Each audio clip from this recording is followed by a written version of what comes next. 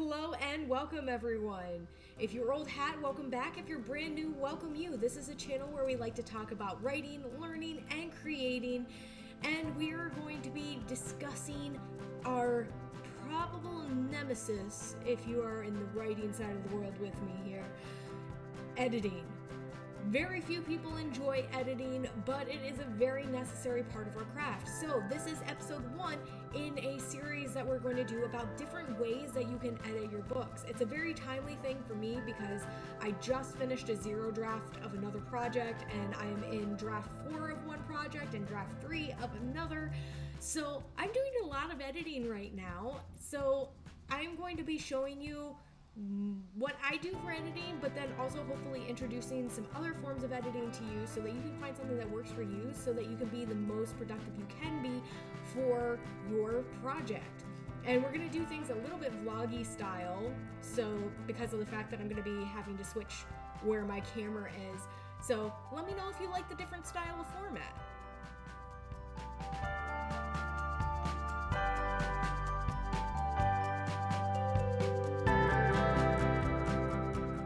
So when we're working on our edits, the first thing we have to look at is what sort of developmental edits we might have become aware of as we're working on our zero draft. So here I have a bunch of sticky notes where I've been making notes about characters, about places, about races in my story because it's a fantasy story.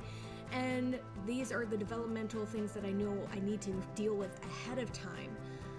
Now, the next thing we need to do is make sure that we're aware of what we need to do while we're in our editing process. That way we can make sure that we are actually touching on the things that we need to touch on. So I usually like to make myself some sort of editing guide, especially if I'm going to be using it for a long time. I make it a little bit fancier because, I don't know, I just like it. It's pretty. Can't be too upset about that. So the main things that we're going to be looking for in this first round of editing is we're going to be looking for function. We're going to be looking for craft. We are also going to be looking for plot elements and how they are useful to us in what we've done so far. We are going to be doing some minor line editing. It is not the main point, but I go crazy if I don't at least touch on it, so I always include it. You don't have to.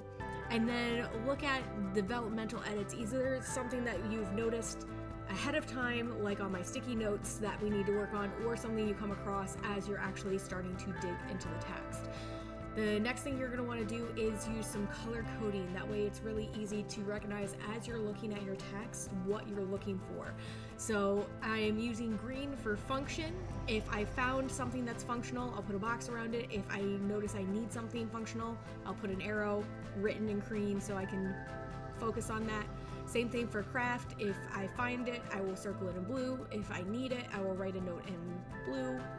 For plot, if I find it, I will do a little squiggly underline, and once again an arrow if I need something. For line edits, I will be using red in order to mark those. If there is italics, I usually use slashes on either side. That's just a personal thing. It's not like the standard form. Same thing for my shorthand for capitalization or needing to not capitalize something. And if you need to remove it, just standard strike through. And sometimes you need to make a note, so you make a note. For developmental edits, I'm going to be using orange in this case, just because it's different from all the other colors and all of these need to stand out from each other. So developmental edits are largely just going to be notes, so that's all I'm going to notice there. And then POV technically goes for craft, but I have POV issues, so I'm going to spend some extra developmental time on that, so I'm adding that in here. Alright, so once you have your page set up so that you know exactly what you're looking for, you can actually finally start editing. So here is some B-roll of me editing through my chapter 1 of my zero draft of my current work in progress. I'm saying of a lot. So it's a time-consuming thing. You got to spend time, make sure that you're looking for each one of these things on the page. You can either read through the page and just tack in things as you notice them, or you can go over the page multiple times specifically looking for each of those colors. whichever one of those works for you is what you should do. If you're someone who just can focus while going down through the whole thing, that's what you should do. If you know that you need to devote your mind to one single thing, then just do one color at a time. For me, it's okay for me to switch back and forth between the pen forms, and so that's what I do. This has been like the main form of editing that I have personally used, and I think it's the most common form of editing that you will find in use, where you're just literally going through looking for the big things. I'm trying to not do too much line editing in this first editing stage, because a lot of stuff is going to be changing. I already know a lot of stuff is going to be changing, so it's kind of pointless. Like I said, I just go a little bit crazy if I don't address it, so that's why I keep picking up that red pen. I keep finding like commas that should be periods and stuff like that, so I just keep working on those things. Now, just because this is the most common form of editing does not mean that this is the best form of editing, which is why we're going to be exploring more types of editing in the future.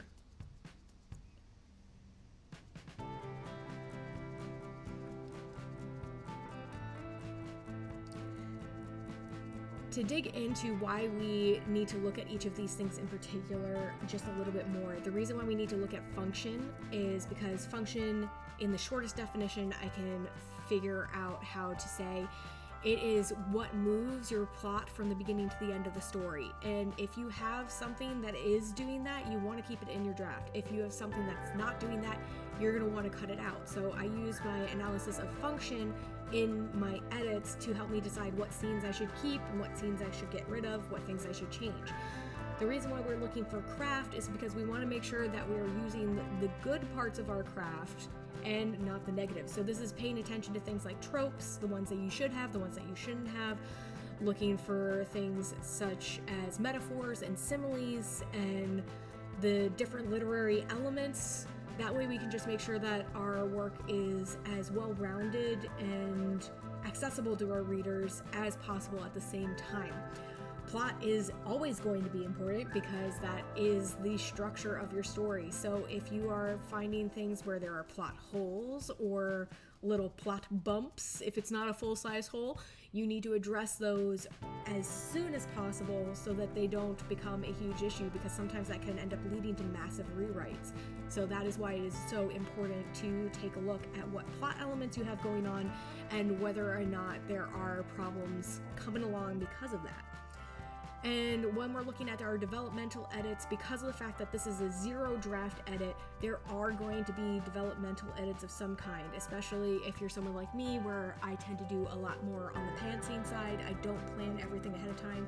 So I have a lot of aha moments where it's like, oh, that's why this works the way it does in my world.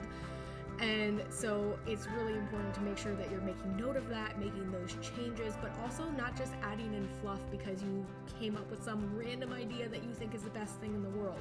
It's all about being critical of your thought processes while at the same time making sure that you're not being overly critical. And this is where finding someone for feedback at some point is useful. I usually bounce things off of my husband so that he can tell me if I'm being too crazy about something or not. Poor guy. Here's a closer look at the edits that I did on one page, and so you can see how the color coordination works. So obviously I didn't have too much as far as line edits were concerned because that's not really the point right now. But you can see what I did with the orange developmental edit part. I had a thing labeled as a holy book, which is very like nondescript, and at the time I didn't have a name for the book that was being used, which is one of the reasons why I just called it a holy book. But now I do, so I have a developmental note asking if I should do that. As far as craft is concerned, looking at the blue, there is a strong lack of dialogue tags in this conversation, not just on this page, but like on other pages as well. So I need to look into putting those back in. It's one of those things that I tend to have an issue with because usually I write conversation and flow of, and I don't worry about that until edits. So it's very common that I need to make this note to myself, but it's still important for me to make note because sometimes I don't do that. Then I have a green note on the other side where the function of this conversation is in establishing the relationship between these characters, because this is in the equilibrium stage of the process. So it is important to establish characters' relationships to each other in a variety of ways, including in how they talk with each other. So that is a good functional aspect that is on this page, because we're not just doing stuff that we've done badly, we're also doing stuff that we've done well. Then I have more craft notes at the bottom where I have a character description, and I made one note that it was a fun character description in regards to craft, but then I have a green note added on, but is it useful? Just because I like that description and I feel that it is fun to have a character described that way doesn't mean that it's actually functioning properly, so that's something that when I actually start doing my edits, I am going to be making a final decision on. And then I had a line at the very bottom of the page that started with the word indeed, and this was like the narrator voice talking, and it's like, why does my narrator have a personality that I'm saying indeed? Usually that's the type of thing that is a bleed over from the fact that I read so many classics and so many older styles of text. That shows up very commonly in older styles of text and not in newer ones. So it's something that I have to look out for and be aware of when I'm editing. So here's how it looks like on one page. Not every page will have as much or the same types of things on it. That's all part of the process. Thank you so much for watching today. I hope that you found some of the elements of this video useful. Even if this form of editing wasn't your cup of tea, hopefully having that editing type of checklist might help spur you towards the types of ideas that you need to look for when you're editing. Next video we're going to be doing is going to be on a different type of editing, where we are going to be creating little booklets that help us to focus on things a chapter at a time, because it is better to do small chunks than do the whole thing at once, at least in my case, for my brain. So this is a style that I recently learned about. I'm very excited to talk to you about it, so if that sounds like something you're interested in, come and join us for that video. That's going to wrap us up for today. If you liked the video, or if you found it useful, or you think it might be useful for someone else, how about dropping a like on this video, maybe sharing it with someone who you know is currently editing a work in progress that they have, so that they can have some resources available to them. Please leave suggestions in the comments below if there's a particular part of editing that you would like to talk about as we go through this editing series. And last but most important, have a great one until the next one.